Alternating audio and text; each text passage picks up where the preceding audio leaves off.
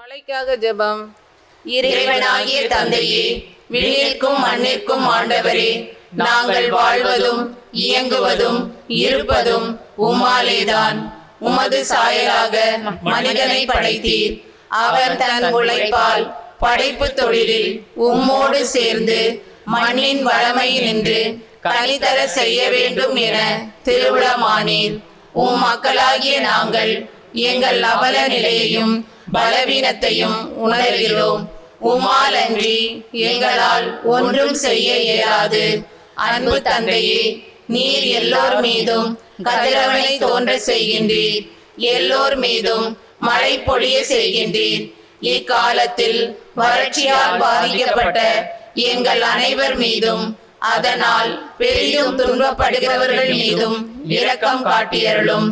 உம் மக்களுக்காக பரிந்து பேசிய இறைவாக்கினர் எலியாசின் மன்றாட்டுக்கு செவி சாய்த்தது போல உமது திருச்சபை நம்பிக்கையோடு செய்யும் ஜெபங்களுக்கு கருணை கூர்ந்து செவி சாய்த்தருளும். மக்களும் மிருகங்களும் பாதுகாக்கப்படவும், மரங்கள் பூத்து குலுங்கி கனிகள் தரவும், நாங்கள் ஆவலோடு எதிர்பார்க்கும் மழை வறண்ட மண் மீது விண்ணிலிருந்து பொழிய செய்தருளும். இம்மழை உம் அருளுக்கும் ஆசீருக்கும் அடையாளமாய் இருக்கட்டும். உமது இரக்கத்தால் ஆறுதல் அடையும் நாங்கள் விண்ணும் மண்ணும் தரும் ஒவ்வொரு கொடைக்கும், உம்முடைய தூய ஆவி தரும் தாக சாந்திக்கும் நன்றி கூறுகிறோம். நித்திய வாழ்விற்கு பெருக்கெடுத்தோடும் உயிருள்ள நீராக உமது அன்பை எங்களுக்கு காட்டி அருளிய உம் திருமகன் இயேசு கிறிஸ்து வழியாக உம்மை மன்றாடுகிறோம். ஆமென்.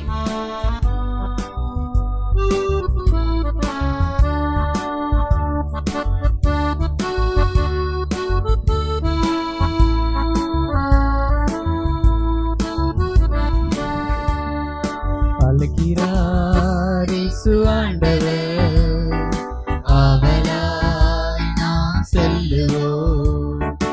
அழைக்கிறார் இயேசு ஆண்டவர், ஆவலாய் நாம் செல்லுவோம். அவர் வழியில் கலந்திட, அவர் ஒளியில் நடந்திட, அவர் வழியில் கலந்திட, அவர் ஒளியில் நடந்திட, சாட்சிகளாய் என்று வாழ்ந்திட இந்நாளிலே அழைக்கிறார் இயேசு ஆண்டவர், ஆவலாய் நாம் செல்லுவோம்.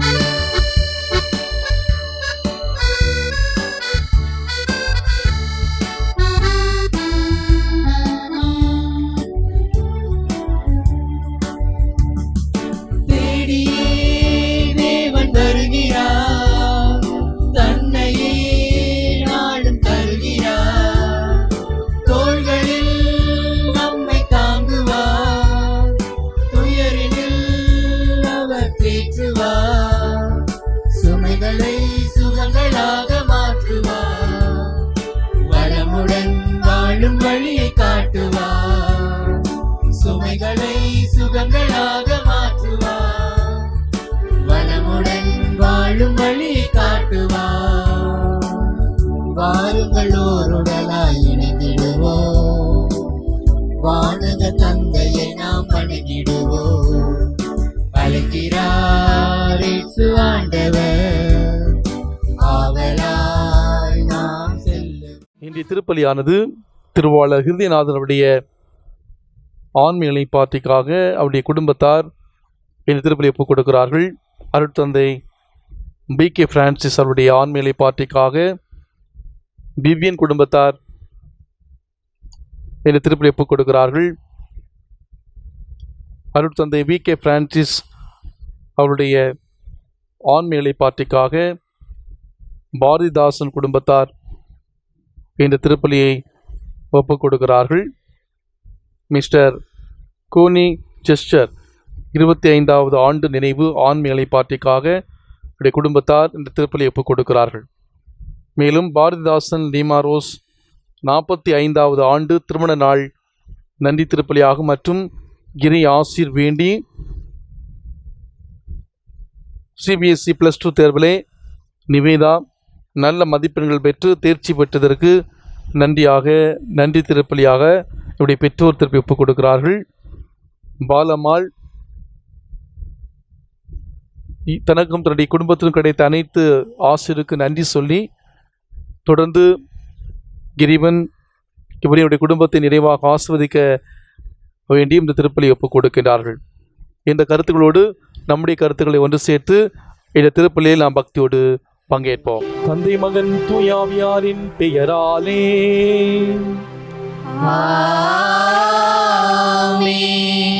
நம் ஆண்டவராகிய இயேசு கிறிஸ்துவின் அருளும் கடவுளின் அன்பும் தூயாவியாரின் தோழமையும் உங்கள் அனைவரோடும் இருப்பதாக.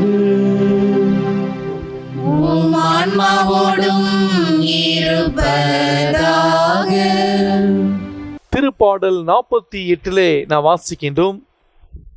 கடவுள் தன் நகரை எந்நாளும் நிலைக்க செய்கின்றார். இயேசுவில் அன்புக்குரிய சகோதர சகோதரிகளே, இன்றைய நாளினுடைய மைய சிந்தனையாக கடவுள் பார்வையில் நான் ஆசி பெற்றவரா அல்லது சபிக்கப்பட்டவரா? நன்கு உரமிடப்பட்ட மரத்திடம் அதிக கனிகள் எதிர்பார்க்கப்படும். நாம் ஒவ்வொருவருமே கடவுளால் அதிகம் உரமிடப்படுபவர்கள். இறை வார்த்தையாலும் இறை பராமரிப்பாலும் அதிகம் ஊட்டம் பெறுபவர்கள். இந்த ஊட்டம் இறைவனின் திருவுள்ளச் செயல்களில் நம்மை நாட்டம் பெற செய்து நாம் இறை அரசுக்கான ஆக்கம் பெற வேண்டும் என்பதே இன்றைய நற்செய்தி நமக்கு சொல்லித்தரக்கூடிய செய்தி. பொருளாதாரமும் ஆரோக்கியமும் சரிவர அமைந்துவிட்டால் மனிதன் இனி நற்செய்தியில் வரக்கூடிய நகரங்களை போன்று தன்னை படைத்தவரை மறந்து மனம் விரும்பும் வாழ்வை வாழ ஆரம்பிக்கிறான். உனது மனம் விரும்புவதை அல்லாமல் இறைவன் மனம் விரும்புவதை நிறைவேற்றவே உனக்கு அவை கொடுக்கப்பட்டிருக்கிறது. நம்மில் உள்ளவை, நமக்காக உள்ளவை இரண்டும் நம்மை படைத்தவரை எடுத்தும்பியும் அவரை பெருமைப்படுத்தும் சாதனங்களாக அமைய வேண்டும். இதுவே இறைவனுடைய ஆசிரியர் நமக்கு பெற்றுக் கொடுக்கும். எனவே அன்புக்குள்ளே இன்று சிறப்பாக இந்த திருப்பலில் நாம் பங்கேற்கிற பொழுது நாம் நம்மை ஒரு கேள்வி நாம் கேட்டு பார்ப்போம். கடவுள் நமக்கு நிறைய செல்வங்களை கொடுத்திருக்கிறார், நிறைய ஆசீர்வாதங்களை கொடுத்திருக்கிறார். இந்த செல்வங்களை நாம் உண்மையிலேயே பிறருடைய நலனுக்காக அதை பயன்படுத்துகிறோமா?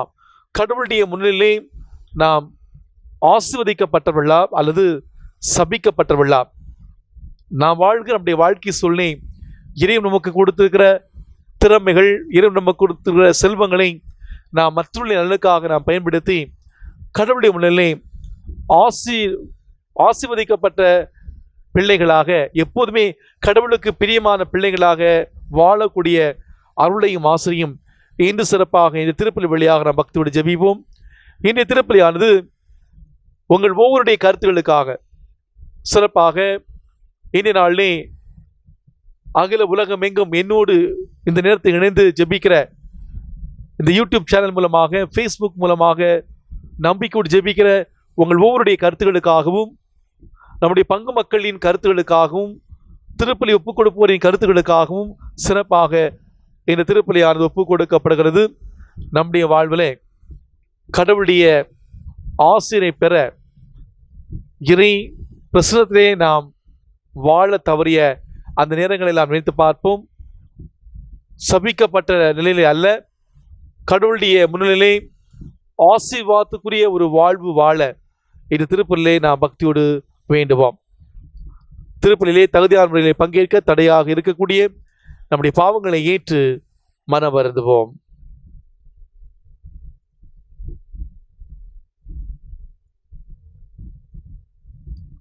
எல்லாமல்ல இறைவனிடமும் சகோதர சகோதரிகளே, உங்களிடமும் நான் பாவி என்று ஏற்றுக்கொள்கிறேன்.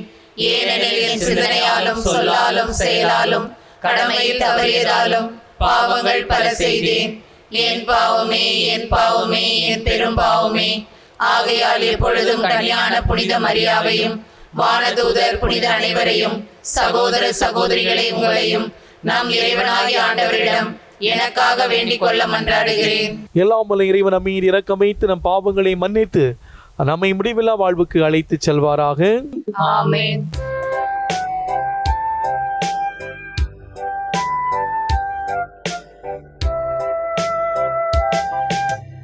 ஆண்டவரே இரக்கமாயிரும். ஆண்டவரே இரக்கமாயிரும். கிறிஸ்துவே இரக்கமாயிரும். கிறிஸ்துவே இரக்கமாயிரும். ஆண்டவரே இரக்கமாயிரும். ஆண்டவரே இரக்கமாயிரும்.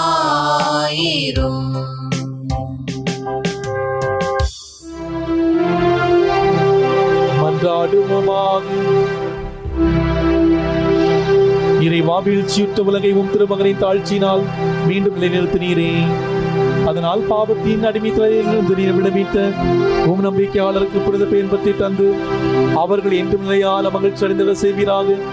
உமோடு தூய ஆவியாரின் மன்னிப்பில் இறைவனாய் என்று வாழ்ந்து ஆட்சி செய்கின்ற எங்கள் ஆண்டவரும் உம் திருமகனுமாக இயேசு கிறிஸ்து வழியாக உம்மை மன்றாடுகின்றோம். ஆமென்.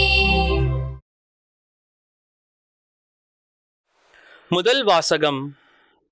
உங்களிடம் விசுவாசம் இல்லாவிடில் நீங்கள் நிலை பெற்றிருக்க மாட்டீர்கள்.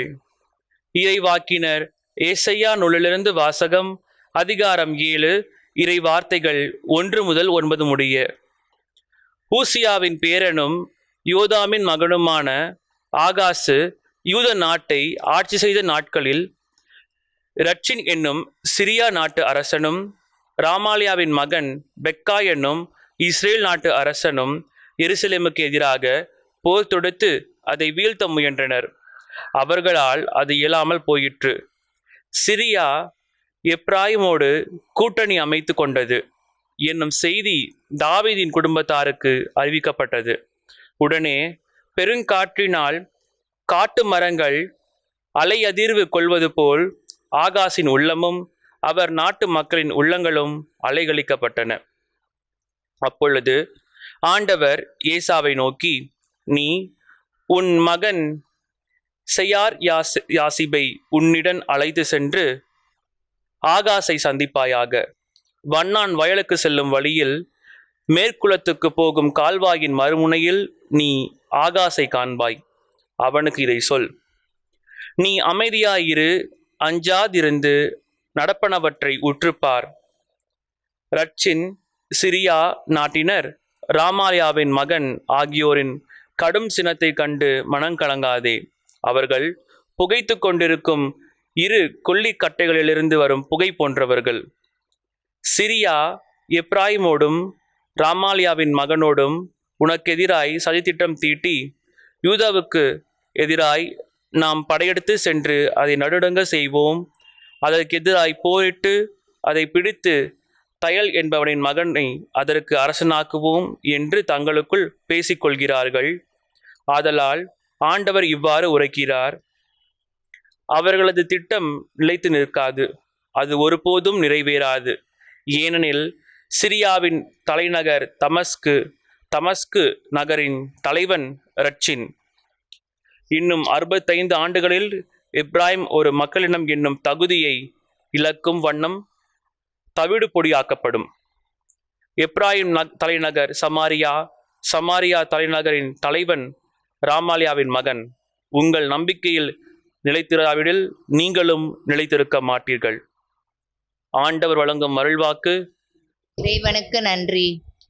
பதிலுரை பாடல் பல்லவி. கடவுள் தம் நகரை எந்நாளும் நிலைத்திருக்க செய்வார். கடவுள் தம் நகரை எந்நாளும் நிலைத்திருக்க செய்வார். ஆண்டவர் மாண்பு மிக்கவர், நம் கடவுளின் நகரில் அவரது திருமலையில் மிகுந்த புகழுக்கு உரியவர். தொலை வடக்கில் திகழும் சீயோன் மலை அனைத்து உலகிற்கும் மகிழ்ச்சியாய் இலங்குகின்றது. பல்லவி. கடவுள் தம் நகரை எந்நாளும் நிலைத்திருக்க செய்வார். மாவேந்தரின் நகரும் அதுவே, அதன் அரண்மனைகளில் கடவுள் வீற்றிருந்து தம்மையே அதன் கோட்டை என காட்டியுள்ளார். பல்லவி. கடவுள் தம் நகரை எந்நாளும் நிலைத்திருக்க செய்வார்.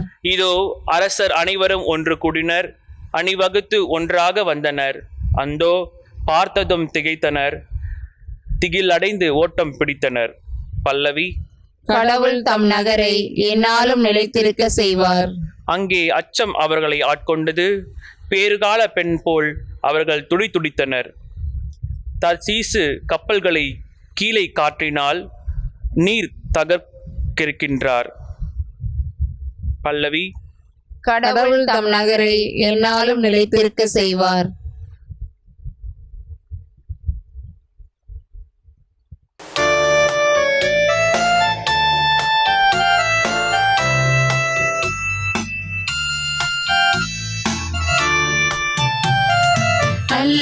அல்லேலூயா அல்லேலூயா அல்லேலூயா அல்லேலூயா அல்லேலூயா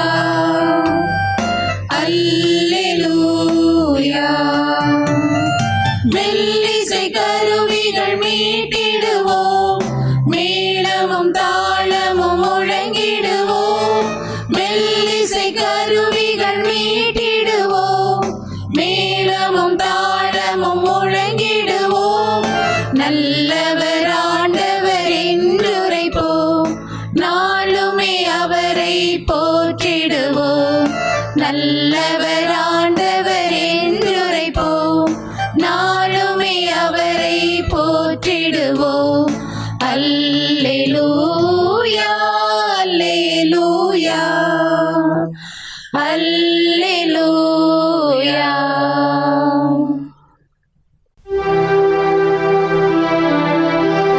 ஆண்டவர் உங்களோடு இருப்பாராக. ஆன்மாவோடும் இருப்பாராக. மத்திய எழுதிய தூய நற்செய்தியிலிருந்து வாசகம். ஆண்டவரே மாட்சி உமக்கே. மத்திய நற்செய்தி அதிகாரம் 11 இறை வார்த்தைகள் 20 முதல் 24 முடிய. அக்காலத்தில் இயேசு வல்ல செயல்கள் பல நிகழ்த்திய நகரங்கள் மனம் மாறவில்லை. எனவே அவர் அவற்றை கண்டிக்க தொடங்கினார். குராசி நகரே, ஐயோ உனக்கு கேடு! பெர்சாய்தா நகரே, ஐயோ உனக்கு கேடு! ஏனெனில் உங்களுடைய செய்யப்பட்ட வல்ல செயல்கள் தீர் சீதோ நகரங்களிலே செய்யப்பட்டிருந்தால் அங்குள்ள மக்கள் முன்பே சாக்கு உடை உடுத்தி சாம்பல் பூசி மனம் மாறியிருப்பர். தீர்ப்பு நாளில் தீருக்கும் சீதோனுக்கும் கிடைக்கும் தண்டனை விட உங்களுக்கு கிடைக்கும் தண்டனை கடினமாக இருக்கும் என நான் உங்களுக்கு சொல்லுகிறேன். கப்பர்நாகுமே, நீ வானளவு உயர்த்தப்படுவாயோ இல்லை பாதாள வரை தாழ்த்தப்படுவாய். ஏனெனில் உன்னிடம் செய்யப்பட்ட வல்ல செயல்கள் சோதோமில் செய்யப்பட்டிருந்தால் அது இன்று வரை நிலைத்திருக்குமே. தீர்ப்பு நாளில் சோதோமுக்கு கிடைக்கும் தண்டனை விட உனக்கு கிடைக்கும் தண்டனை கடினமாகவே இருக்கும் என நான் உங்களுக்கு சொல்லுகிறேன் என்றார். ஆண்டவரின் அருள்வாக்கு. கிறிஸ்துவே உமக்கு புகழ். கடவுள் பார்வையில் நாம் ஆசீர்வதிக்கப்பட்டவர்களா அல்லது சபிக்கப்பட்டவர்களா? பிரியாத இயேசு கிறிஸ்துவுக்குள் பிரியமான இறை மக்களே, நம்ம எல்லாருமே நன்மை தினத்திலே வளர விரும்புகிறோம், தீமைகளை குறைக்க விரும்புகிறோம். இதற்கு 2 அணுகுமுறைகள் உண்டு. ஒன்று எதிர்மறை அணுகுமுறை, மற்றொன்று நேர்மறை அணுகுமுறை. எதிர்மறை அணுகுமுறை நம்முடைய கவனத்தை தீமையை குறைப்பதிலே வைப்பது. இதை செய்யக்கூடாது, அதை செய்யக்கூடாது என்று எவற்றையெல்லாம் செய்யக்கூடாது என்பதிலே அதிகம் கவனம் செலுத்துவது. இந்த எதிர்மறை அணுகுமுறை நம்மை ஆட்டி படைக்கும் தீமையினுடைய வேர் எங்கிருக்கிறது என்பதை தேடி கண்டுபிடிக்க முனைவது. எதிர்மறையான விளைவுகளை தவிர்ப்பது எப்படி என்று சிந்திப்பது. உதாரணமாக, நம்முடைய குழந்தைகளிடம் எங்கே செல்லக்கூடாது, யாரிடம் பேசக்கூடாது, என்ன செய்யக்கூடாது என்ற காரியங்களை வலியுறுத்துவது. நேர்மறையான அணுகுமுறை எதை செய்ய வேண்டும் என்பதிலே அதிகம் கவனம் செலுத்துவது, நமது நன்மைத்தனத்திலே ஊன்றியிருப்பது. நேர்மறையான சிந்தனை, நேர்மறையான எண்ணம் ஆகியவற்றிலே மனத்தில் அதிகமாக தாங்குவது, நல்ல பலன் தருகிற காரியங்களை உண்டாக்குவது எப்படி என்று சிந்திப்பது. உதாரணமாக, குழந்தைகள் செய்ய வேண்டியவை என்ன, எதிலே கவனம் செலுத்த வேண்டும் என்பதை பற்றி அடிக்கடி அறிவுறுத்துவது. வெளிப்படையாக பார்க்கின்ற போது மேற்கூறிய இரண்டு அணுகுமுறைகளும் ஒன்றை போல தோன்றினாலும் இரண்டுக்கும் பல தூர வித்தியாசங்கள் உண்டு. எதிர்மறை அணுகுமுறை என்பது இருட்டாக உள்ள அறையில் இருக்கிற அந்த இருட்டை வாளிலே அள்ளி வெளியேற்ற முயற்சி செய்வது போன்றது. நேர்மறை அணுகுமுறை என்பது அதே இருட்டான அறையிலே ஒரு மெழுகுதிரியை கொளுத்தி இருளை தானே வெளியே அனுப்புவது போன்றது. எதிர்மறையான அணுகுமுறை என்பது தரிசாக கிடைக்கும் நிலத்திலே உள்ள புல் பூண்டுகளை அடிக்கடி அகற்றி நிலத்தை சுத்தமாக வைத்திருக்க முனைவது போன்றது. மீண்டும் மீண்டும் அங்கே புல் பூண்டுகள் முளைக்கும். நேர்மறையான அணுகுமுறை என்பது தரிசான நிலத்திலே பயிரிடுவது போன்றது. நாளடைவிலே புல் பூண்டுகள் முளைப்பது தானே குறைந்துவிடும். எதிர்மறையாக சிந்திக்க கூடாது என்று முடிவெடுப்பதை விட நேர்மறையாக சிந்திக்க வேண்டும் என்று நாம் முடிவெடுப்போம். எதிர்மறையான செயல்பாடுகளை குறைத்துக் கொள்ள வேண்டும் என்று முடிவெடுப்பதை விட நேர்மறையான செயல்பாடுகளை அதிகமாக்கிக் கொள்ள வேண்டும் என்று நாம் முடிவெடுப்போம். நேர்மையானவற்றை அதிகமாக எதிர்மறையானவை தானாகவே தன்னுடைய இடத்தை காலி செய்துவிடும் என்பதுதான் வாழ்க்கையினுடைய நீதி. இதைத்தான் இந்த பவுலடிகளார் மிக அழகாக சொல்வார். நிறைவானது வரும்போது குறைவானது தானே போய்விடும். தீமையால் நன்மை வெல்லுங்கள். அன்புக்குரியவர்களே, இன்றைய நற்செய்தி வாசகத்தில் இப்படிப்பட்ட இரண்டு முக்கியமான மனநிலைகளை நம்முன் சுட்டி காட்டி நாம் நம்முடைய வாழ்க்கையிலே அந்த நேர்மறையான அணுகுமுறையை நாம் தேர்ந்தெடுத்து நம்முடைய வாழ்வின் ஒவ்வொரு நிலையிலும் கடவுள் கொடுத்த நேரத்தை, திறமைகளை, கடவுள் கொடுத்த ஆசீர்வாதத்தை 4 பேருக்கு, மற்றவருக்கு, தேவையில் இருப்போருக்கு, உதவி தேவைப்படுவோருக்கு உதவி செய்கிற பிள்ளைகளாக, கடவுளுடைய பார்வையிலே ஆசீர்வாதத்தை பெறக்கூடிய பிள்ளைகளாக வாழ இறைவன் இந்த நாளில் நமக்கு அழைப்பு விடுக்கிறார்.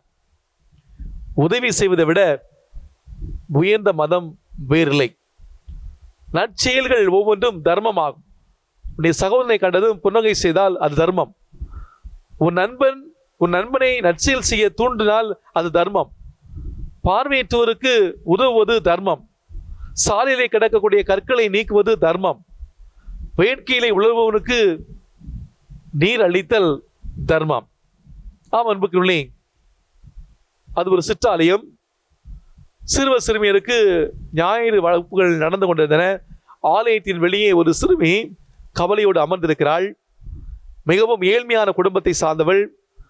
தனியாகவும் கவலையோடு இருந்த சிறுமியை பார்த்த குருவானவர் பக்கத்தை சென்று, எதற்காக தனியாக அமர்ந்திருக்கிறார் என்று கேட்டார். ஃபாதர், ஆலயத்துக்குள்ள நிறைய பேர் இருக்காங்க, உள்ளே உட்கார்வதற்கு இடமில்லை என்று சொன்னார். உடனே அந்த சிறுமி, நான் உனக்கு இடம் தருகிறேன் வா என்று சொல்லி ஆலயத்துக்குள் அழைத்து சென்று அவள் உட்கார்வதற்கு ஒரு இருக்கையை அமர்த்து கொடுக்கிறார் அந்த குருவானவர். அந்த சிறுமிக்கு மிக்க மகிழ்ச்சி.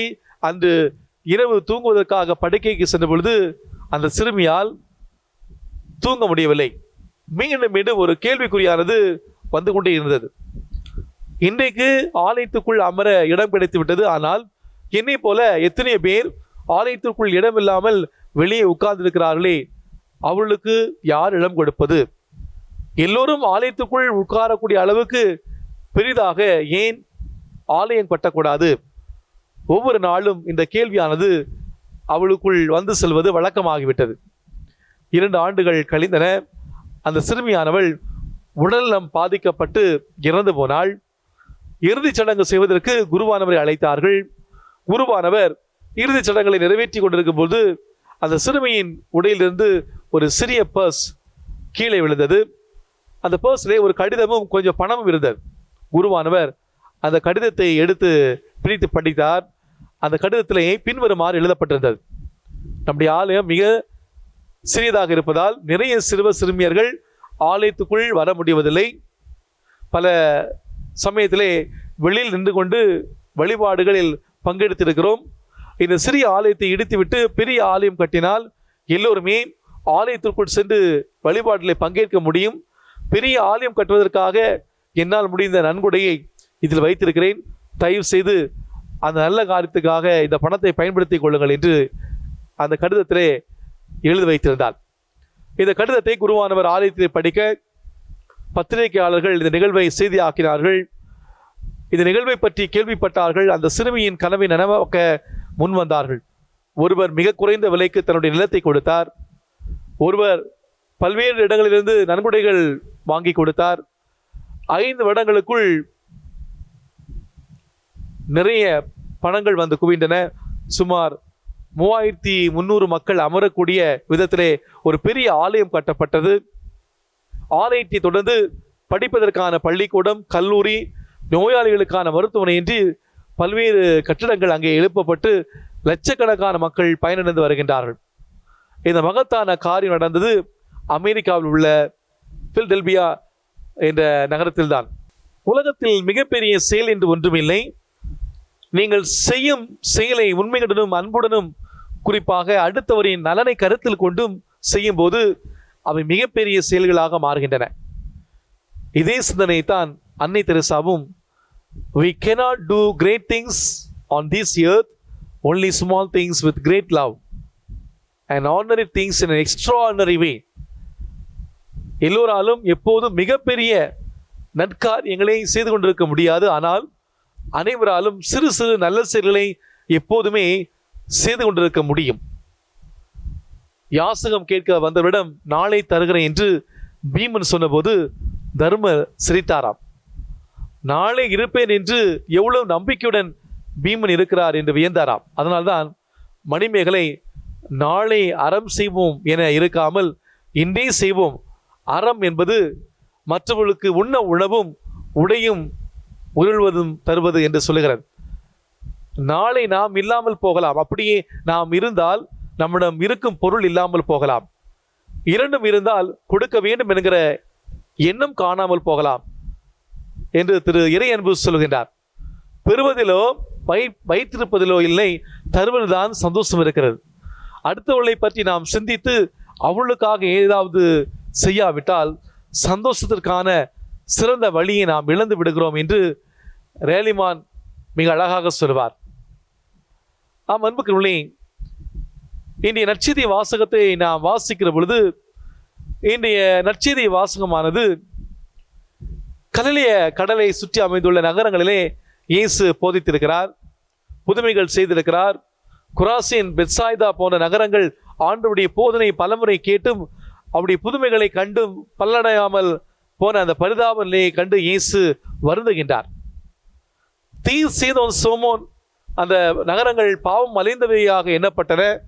தீர் நாட்டுக்கு எதிராக எசேக்கியேல் இறைவாக்கினர் இவ்வாறு சொல்வார், நீ உண்டாக்கப்பட்ட நாளிலிருந்து உன் வழிகளில் குற்றமற்றிருந்தாய், ஆனால் இறுதியில் உன்னிடம் குற்றம் காணப்பட்டது. நீ பாவத்தை செய்தாய், ஆனால் கடவுளின் மலையிலிருந்து அசுத்தமாயிருந்த உன்னை தள்ளினோம். தீர், சீதோம் நகரங்கள் பாவத்தின் களஞ்சியமாக எண்ணப்பட்டாலும் பெத்சாய்தா போன்ற நகரங்களை போதித்த போதனையை கேட்டிருந்தால், நடந்த புதுமையை கண்டிருந்தால், அவர்கள் அன்றே சாக்காடை அணிந்து சாம்பலை பூசி தவம் செய்திருப்பார்கள், மனம் மாறியிருப்பார்கள். ஆனால் ஆண்டவருடைய போதனையை கேட்டு மனம் மாறாத அந்த கப்பர்நகூம் கொடுங்கோலனை போல பாதாள வரை தாழ்த்தப்படும். இறைவனுடைய அதிக கொடைகளை பெற்றுக்கொண்டவரிடம் அதிக பலன் எதிர்பார்க்கப்படுகிறது. எத்தனையோ மக்கள் இறைவனை அடைய வழி தெரியாது தவிக்கின்றார்கள். திருச்சபையிலே உள்ள நான் இவளுக்கு முற்றிலும் மாறானவன், நமது ஆண்டவர் நம்பிக்கைக்குரிய என்பதையும், அவரே என் வழியும் வாழ்வும் உயிரும் உண்மையும் என்பதையும் நான் விசுவசிக்கிறேன். திருச்சபையின் போதனையை கேட்ட நான், இறை வார்த்தையை பலமுறை படித்த நான், இயேசுவின் இறை ஆற்றலை என் அனுபவத்தால் உணர்ந்த நான் மனம் மாறி இயேசுவின் சீடனுக்குரிய வாழ்வு வாழாவிட்டால் குராசின் போன்ற நகர்களுக்கு கிடைத்த அந்த சாபங்களை நமக்கு கிடைக்கும். தண்டனைகளே கொடிய தண்டனை இறைவனால் சபிக்கப்படுவது. இறுதி தீர்ப்பு வேளையிலே இயேசு பாவிகளை பார்த்து, சபிக்கப்பட்டவளே சபிக்கப்பட்டவளே, என்னை விட்டு அகன்று போங்கள் என்று சொல்வார். நல்லவளை பார்த்து, வாருங்கள் என் தந்தையின் ஆசி பெற்றவளே என்று சொல்வார். இறை வார்த்தையை கேட்டு மனமாறா மக்கள் இங்கும் சபிக்கப்படுகின்றனர். தன்னை அலட்சியப்படுத்தியதால் சினம் கொண்டு கூறப்பட்டவை அன்று இந்த சாபங்கள், தான் அளித்த வாய்ப்புகளை பயன்படுத்தவில்லை என்ற வேதனையிலே வெடித்த சொற்கள். அறியாமல் செய்த குற்றத்திற்காக நாம் ஒருவரை தண்டிப்பது கிடையாது. ஆண்டவரின் போதனையை கேளாதவர் எளிதிலே மன்னிப்பு பெறுவர். போதனையை கேட்டும் மனம் திரும்ப விருப்பம் இல்லாதவர் தான் தண்டிக்கப்படுவார். கொராசின் நகர மக்கள் ஆண்டவரை வெறுக்கவில்லை. அவர்கள் விரும்பி அவருடைய போதனைப்படி நடக்கவும் இல்லை. இத்தகைய வெறுப்போ அற்ற அந்த மனநிலையே தான் வேதனைக்குரியது. அன்பார்ந்தவர்களே, நான் நம்முடைய வாழ்க்கை சூழ்நிலை இந்திய உலகத்திலே, நுகர்வு கலாச்சார சமூகத்திலே, நுகர்வு கலாச்சார உலகத்திலே எத்தனையோ பேர் கிறிஸ்துவை பற்றி கேள்விப்படுகின்றார்கள், பைபிள் படிக்கிறார்கள். எனினும் அவர்கள் தனக்கு தேவை என்று தீட மாட்டார்கள். அவர் தனக்கு வேண்டாம் என்று வெறுத்துதும்பவும் மாட்டார்கள். ஆண்டவரை அறிந்தும் அறியாத போல வாழும் கிறிஸ்தவர்களுடைய அவல்நே இங்கு அழகாக சொல்லப்பட்டிருக்கிறது. அன்புக்குள்ளே இந்த நற்செய்தி வாசகத்திலே இயேசு ஆண்டவர் தீர், சோதோம், பெத்சாதா அந்த நகரை பார்த்து அவர் கடுமையாக சாடுகிறார். உங்களுக்கு ஐயோ கேடு. அன்பார்ந்தவர்களே, அந்த நகர்களுக்கு பல வாய்ப்புகள் கொடுக்கப்பட்டது. அந்த வாய்ப்புகளை அவர்கள் சரியாக பயன்படுத்தவில்லை. அவர்கள் தந்தோன்றித்தனமாக அவர்கள் வாழ ஆரம்பித்தார்கள். நம்முடைய வாழ்க்கையில் கூட அன்புக்குரியவர்களே, பல நேரங்களிலே இந்த நகர்களுக்கு கடவுள் கொடுத்த பல வாய்ப்புகள் நமக்கு கொடுக்கப்படுகிறது. இந்த வாய்ப்புகளை நாம் நல்ல முறையிலே நாம் பயன்படுத்துகிறோமா?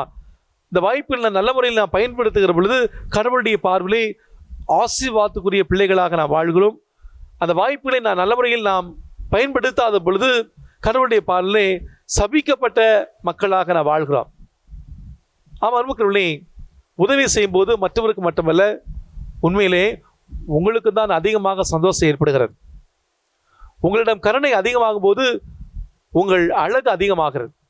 உங்களிடம் சக்தியும் உற்சாகம் பிறக்கிறது. வாழ்வதற்கான ஆசை பிறக்கிறது. உங்களுடைய உறவுகள் பலமடைகிறது. உங்களுடைய பணத்திற்கு மதிப்பு கூடுகிறது.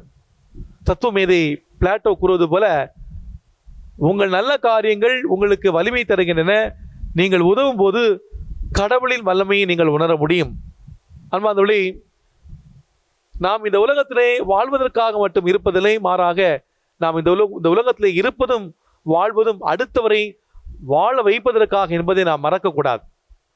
உதவி செய்ய வேண்டும் என்பதை கடமையாக எண்ண வேண்டாம். அது இயல்பாக நம்மிடமிருந்து வருகின்ற செயலாக நாம் மாற்றிக்கொள்ள வேண்டும். கடமை என நாம் நினைத்தால் அது கசப்பாக மாறிவிடும். இயல்பாக வறுமை என்றால் அது இனிப்பாக இருக்கும். எனக்கு மட்டும்தான் என்ற எண்ணத்தை நாம் வெளியேற்றுவோம்.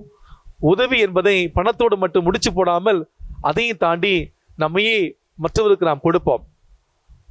நாம் எதை கொடுக்கலாம்? ஆறுதலான வார்த்தைகளை சலிப்பின்றி கொடுக்கலாம்.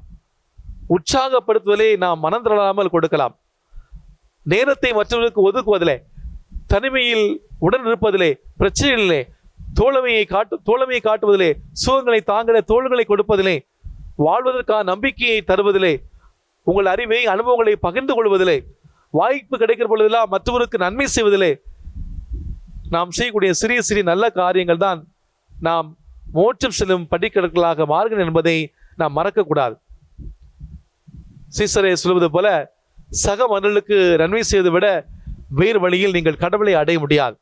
எனவே உதவி செய்யுங்கள். ஏழைகளுடைய புனித அன்னை தெரசா சொல்வது போல, give until it hurts you. கை வலிக்கிற வரை கொடுங்கள். முடிந்தவரை செய்யுங்கள். எல்லா நேரத்திலும் செய்யுங்கள். உதவி செய்வதை விட உயர்ந்த மதம் இதுவும் இல்லை என்பதை உங்களுடைய வாழ்க்கையில் நீங்கள் நம்புங்கள். அன்புக்குள்ளே, கடவுளுடைய பார்வையிலே நாம் ஆசி பெற்ற பிள்ளைகளாக நாம் வாழ வேண்டும் என்றால், கடவுள் கொடுத்த திறமைகளை, கடவுள் கொடுத்த ஒவ்வொரு ஆசிரியும் இறை பயத்தோடு ஆண்டவருடைய முன்னிலை நாம் பிரமாணிக்கத்தோடு நாம் வாழ்ந்தோம் என்றால், கடவுளுடைய பார்வையிலே நாம் ஆசி பெற்றவர்களாக நாம் வாழ்கிறோம். இன்று சிறப்பாக இந்த திருப்பலில் நாம் பங்கேற்கும் பொழுது நாம் ஒரு கேள்வி கேட்டு பார்ப்போம். பல நேரங்களிலே இந்த பெத்சாய்தா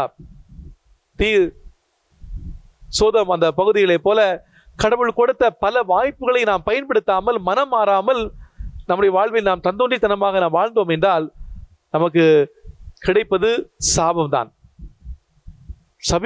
சபிக்கப்பட்டவளே என்ற அந்த வார்த்தை நம்முடைய வாழ்க்கையிலே அது உருபெறும்.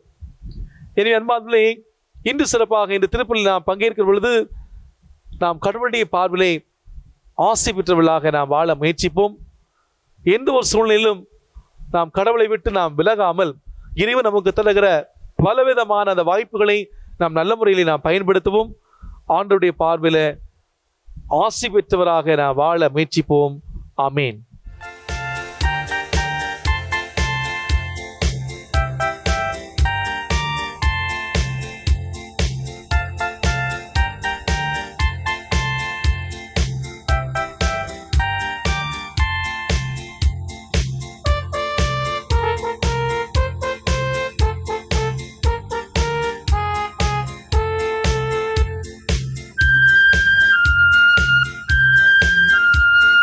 தெய்வீக பலியில் உறவாடும் தெய்வமே, உன்னோடு பலியாக நானும் இணைகின்றேன். காணிக்கை ஏற்றிடுவார், காணிக்கை ஏற்றிடுவார். தெய்வீக பலியில் உறவாடும் தெய்வமே.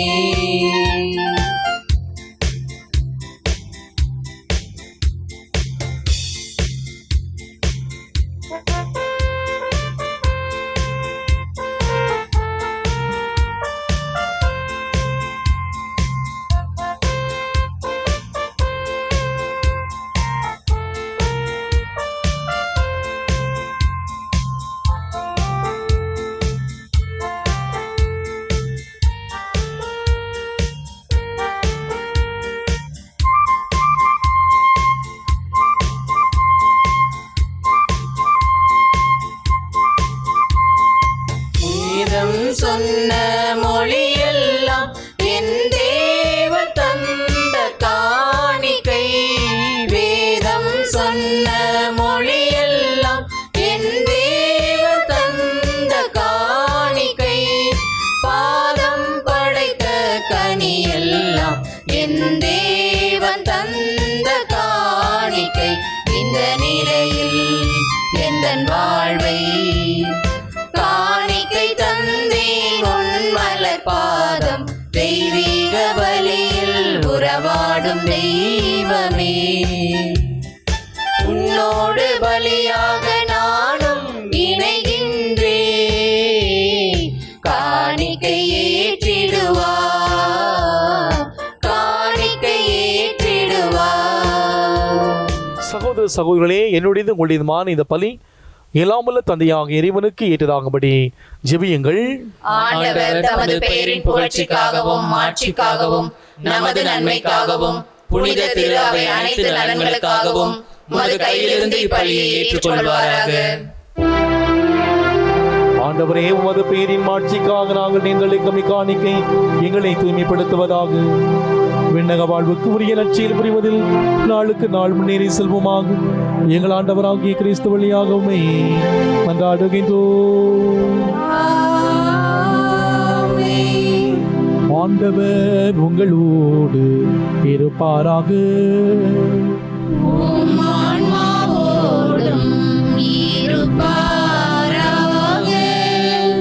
இதயங்களை மேலே எழுப்புங்கள்.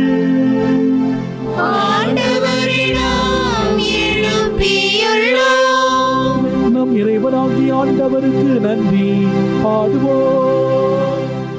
அது தகுதியும் நீதியும் ஆனதே. ஆண்டவரே, தூயவரான தந்தை, இன்று பிள்ளை இல்லாமல் இறைவா, எங்கள் ஆண்டவராகிய கிறிஸ்து வழியாக நாளும் இவ்விடத்தில் நாங்கள் உமக்கு நன்றி செலுத்துவது மெய்யாகவே தகுதியும் நீதியும் ஆகும். எங்கள் கடமையும் மீட்புக்குரிய செயலும் ஆகும். தவறிழைத்து எங்கள் மீது கிறிஸ்து இரக்கம் கொண்டு கன்னிமரியாவிலிருந்து பிறக்க திருமணமானார். சிலுவையில் பாடுபட்டு முடிவில்லா சாவிலிருந்து எங்களை விடுவித்தார். இருந்தோர் வீடு வைத்திருந்த நிலை வாழ்வு எங்களுக்கு அருளினார். ஆகவே வானதூரோடும் ஆரியனை அனுபவ தலைமைதாகவோடும் வான்படைகளின் அணிகலத்தோடும் செய்து நாங்கள் நம்முடைய வாட்சியை புகழ்ந்து பாடி முடிவின்றி பாடுவதாவது: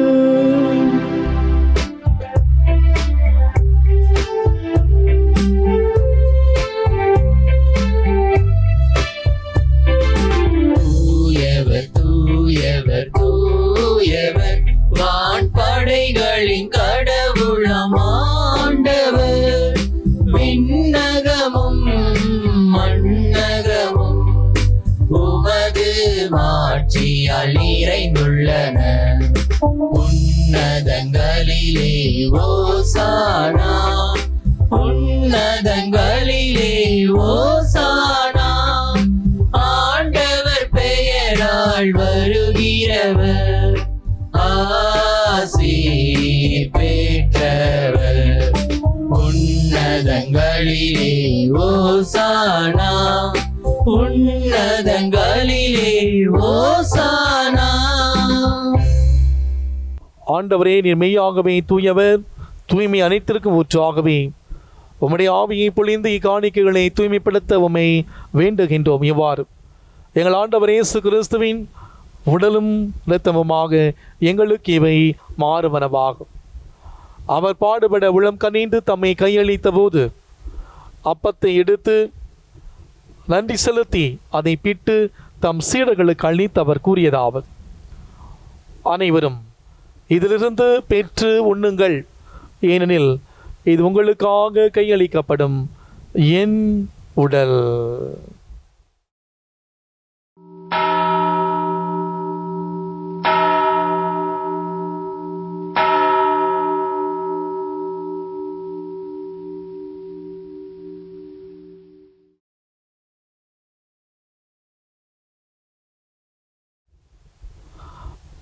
அவனமே இரவிருந்தி அருந்திய பின் கிண்ணத்தையும் எடுத்து மீண்டும் உமக்கு நன்றி கூறி தம் சீடர்களுக்கு அளித்து அவர் கூறியதாவது: அனைவரும் இதிலிருந்து பெற்று பருகுங்கள், ஏனெனில் இது புதிய நிலையான உடன்படிக்கைக்குரிய என் இரத்தத்தின் கிண்ணம். இது பாவ மன்னிப்புக்கென்று உங்களுக்காகவும் பலருக்காகவும் சிந்தப்படும். இதை என் நினைவாக செய்யுங்கள்.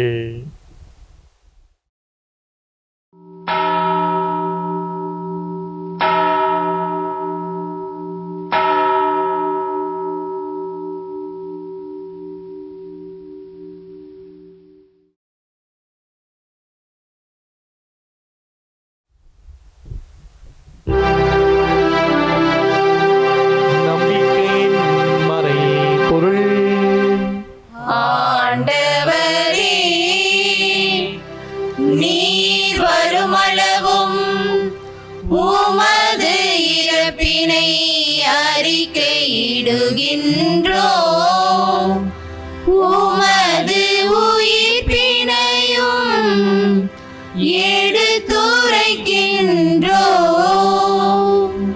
ஆண்டவரே, உலகமெங்கும் பரவியிருக்கும் திரு அவையின் நினைகூர்ந்தலும் எங்கள் திருத்தந்தை பிரான்சிஸ், எங்கள் ஆய நீதிநாதன், எல்லா திருநிலையினர் ஆகிய அனைவரோடும் திரு அவை அன்பினரவே அடைச்சலும். மேலும் உயிர்த்தலும் எதிர்நோக்குடன் துயில்களும் எங்கள் சகோதர சகோதரிகளையும் இறந்தோர் அனைவரை நினைகூர்ந்து ஒளிமிக்கவும் திருமணம் ஏற்றுக்கொள்ளும். எங்கள் அனைவர் மீது விளக்கமாயிரும். கடவுளின் கன்னித்தாயான தூய மரியா, அப்படி கணவரான புனித யோசேப்பு, புனித திருத்தூதர்கள், இவ்வுலகில் மோக்க வந்தவராயிருந்த ஆகிய புனிதர்கள் அனைவருடனும் நாங்கள் நிலைவாழ்வில் பங்கு கொள்ளும் தகுதி பெற்று உம் திருமகன் இயேசு கிறிஸ்து வழியாக உம்மை புகழ்ந்தேத்து வரமல்ல உம்மை மன்றாடுகின்றோம்.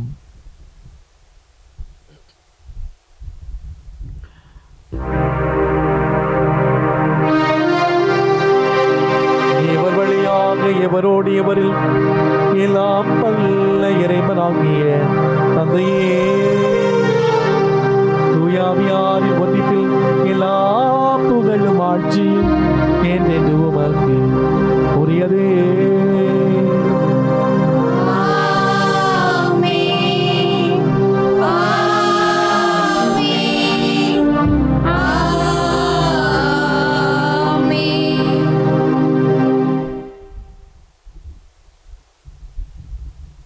மீட்பரின் கட்டளையால் கற்பிக்கப்பட்டு இறை படிப்பினையால் பயிற்சி பெற்ற நாம் துணிந்து சொல்வோம். விண்ணுலகில் இருக்கிற எங்கள் தந்தையே, உமது பெயர் தூயது என போற்ற பெறுக. உமது ஆட்சி வருக. உமது திருவுளம் விண்ணுலகில் நிறைவேறுவது போல மண்ணுலகிலும் நிறைவேறுக. எங்கள் அன்றாட உணவை இன்று எங்களுக்கு தாரும். எங்களுக்கு எதிராக குற்றம் செய்வோரை நாங்கள் மன்னிப்பது போல எங்கள் குற்றங்களை மன்னியும். எங்களை சோதனைக்கு உட்படுத்தாதேயும், தீமையிலிருந்து எங்களை விடுவித்தருளும். ஆண்டவரே, தீமை அனைத்து எங்களை விடுவித்து எங்கள் வாழ்நாளில் அமைதியை கனிவுடன் அருளமை மன்றாடுகின்றோம். உமது இரக்கத்தின் உதவியால் நாங்கள் பாவத்தில் எப்போது விடுதலை பெற்று யாதொரு கலக்கமுமின்றி நலமாயிருப்போமாக. நாங்கள் நம்பியிருக்க பேரின்ப வாழ்வையும் எமேற்பராம் இயேசு கிறிஸ்துவின் வருகையும் மகிழ்ச்சியுடன் எதிர்பார்த்திருக்கின்றோம். ஆட்சியும் வல்லமையும் மாட்சியும் என்றென்றும் உமதே. ஆண்டவரே இயேசு கிறிஸ்துவே, அமைதி உங்களுக்கு விட்டு செல்கிறேன், என் அமைதி உங்களுக்கு தருகிறேன் என்று உம் திருத்தூதர்களுக்கு மொழிந்திரே. எங்கள் பாவங்களை பாராமல் உமது திரு அவை நம்பிக்கையை கண்ணோக்கி உமது திருவுள்ளத்திற்கேற்ப அதற்கு அமைதி ஒற்றுமை அளித்தல்வீராக. என்றென்று வாழ்ந்து ஆட்சி செய்கின்றவர் நீரே. ஆமென். ஆண்டவருடைய அமைதி உங்களோடு என்றும் இருப்பதாக.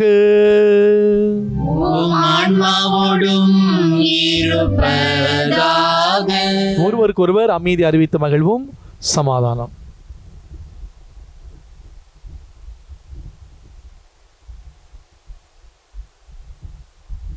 உலகின் பாவங்களை போக்கும் இறைவனின் செம்மறியே, எங்கள் மேல் இரக்கமாயிரும். உலகின் பாவங்களை போக்கும் இறைவனின் செம்மறியே, எங்கள் மேல் இரக்கமாயிரும். உலகின் பாவங்களை போக்கும் இறைவனின் செம்மறியே, எங்களுக்கு அமைதி அளித்தருளும். இதோ இறைவனின் செம்மறி, இதோ உலகின் பாவங்களை போக்குகின்றவர். செம்மறியின் விருந்துக்கு அழைக்க பெற்றோர் பேறு பெற்றோர்.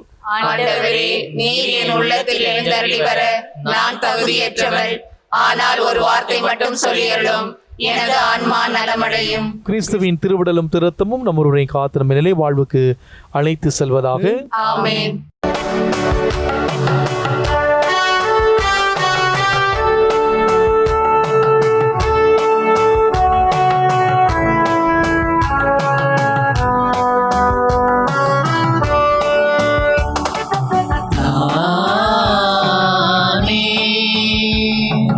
வானினின்று இறங்கி வந்த உயிருள்ள உணவு, இதை யாராவது உண்டாள் அவர் என்றுமே வாழ்வார், அவர் என்றுமே வாழ்வார். நானே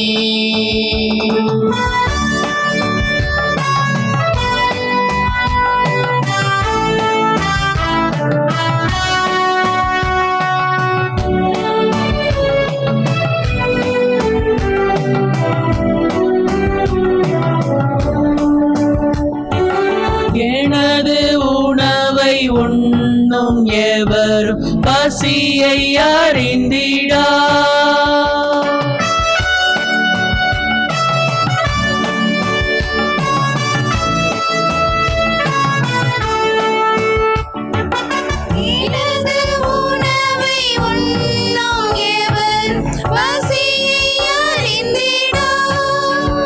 என்றும் எனது குருதி பருகும் எவரும் தாகம் தெரிந்திடா. நானே வானினின்று இறங்கி வந்த உயிருள்ள உணவு, இதை யாராவது உண்டாள் அவர் என்றுமே வாழ்வார், அவர் என்றுமே வாழ்வார்.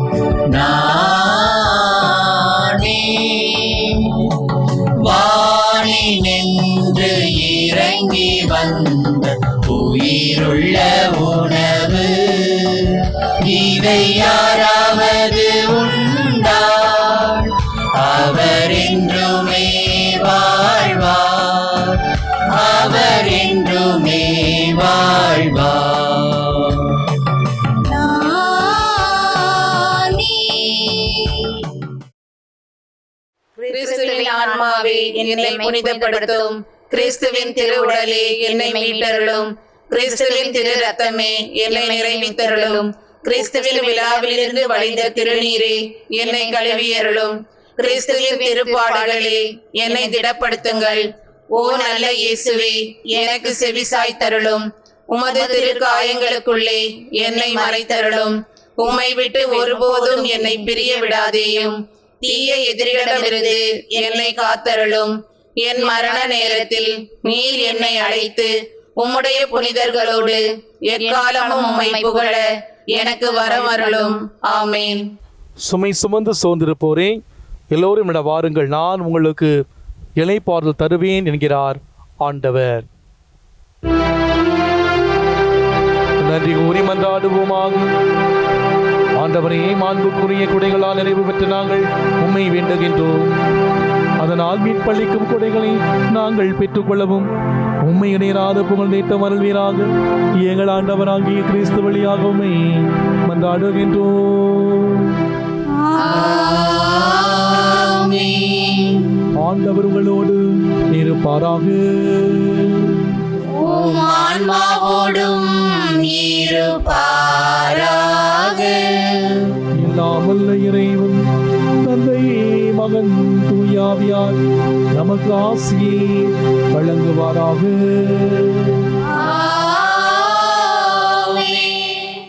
சென்று வாழுங்கள், வாழ்க்கை வழி தொடர்கின்றது. இறைவனுக்கு நன்றி.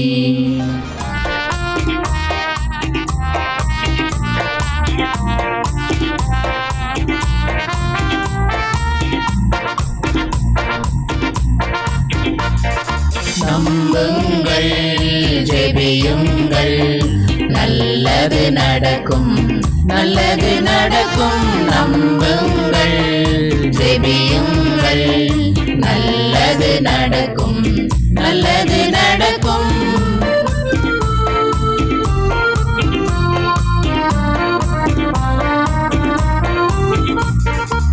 துன்பங்களோ துயரங்களோ சோதனையோ வேதனையோ, துன்பங்களோ துயரங்களோ சோதனையோ வேதனையோ, பதுவை புனித பரிந்துரைப்பார், எல்லாம் வல்லவர் நடத்தி வைப்பார்.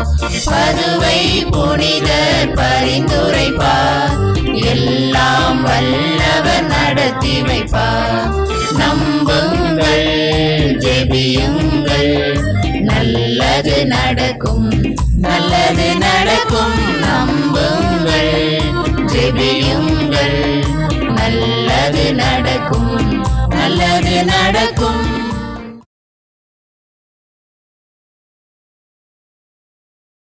நமது பாப்பரசர் பிரான்சிஸ் அவர்களின் கருத்துக்களுக்காகவும் நமது பங்கு தந்தையின் உடல் உள்ள ஆன்ம நலன்களுக்காகவும் நமது பங்கின் முக்கிய வளர்ச்சிக்காகவும் கொரோனாவால் பாதிக்கப்பட்ட அனைத்து மக்களுக்காகவும் மன்றாடுவோமாக. விண்ணுலகில் இருக்கின்ற எங்கள் தந்தையே, உமது பெயர் தூயது என போற்ற பெறுக. உமது ஆட்சி வருக. உமது திருவுளம் விண்ணுலகில் நிறைவேறுவது போல மண்ணுலகிலும் நிறைவேறுக. எங்கள் அன்றாட உணவை இன்று எங்களுக்கு தாரும். எங்களுக்கு எதிராக குற்றம் செய்வோரை நாங்கள் மன்னிப்பது போல எங்கள் குற்றங்களை மன்னியும். எங்களை சோதனைக்கு உட்படுத்தாதேயும், தீமையிலிருந்து எங்களை விடுவித்தருளும். அருள் நிறைந்த மரியே வாழ்க. ஆண்டவர் உம்முடனே, பெண்களுக்குள் ஆசி பெற்றவர் நீரே. உம்முடைய திருவயிற்றின் கனியாகிய இயேசுவும் ஆசி பெற்றவரே. புனித மரியே, இறைவனின் தாயே, பாவிகளாயிருக்கிற எங்களுக்காக இப்பொழுதும் எங்கள் இறப்பின் வேளையிலும் வேண்டிக் கொள்ளும். ஆமென். தந்தைக்கும் மகனுக்கும் தூய ஆவிக்கும் மாட்சி உண்டாவதாக. தொடக்கத்தில் இருந்தது போல இப்பொழுதும் எப்பொழுதும் என்றென்றும் இருப்பதாக. ஆமென். நித்திய ஸ்துதிக்குரிய பரிசுத்த பரமதிவிய நற்கருணைக்கு சதா காலமும் ஆராதனையும் சுதி சோஸ்திரம் நமஸ்காரமும் உண்டாக கடவது. அச்சிஷ்ட சிலுவை அடையாளத்தினாலே எங்கள் சத்துருக்களிடமிருந்து எங்களை ரட்சித்தருளும். எங்கள் சர்வேஸ்வரா, பிதா, சுதன், பரிசுத்த ஆவியின் பெயராலே ஆமென். கிறிஸ்து ராஜா வாழ்க. உம்முடைய ராஜ்யம் வருக. மரியே வாழ்க.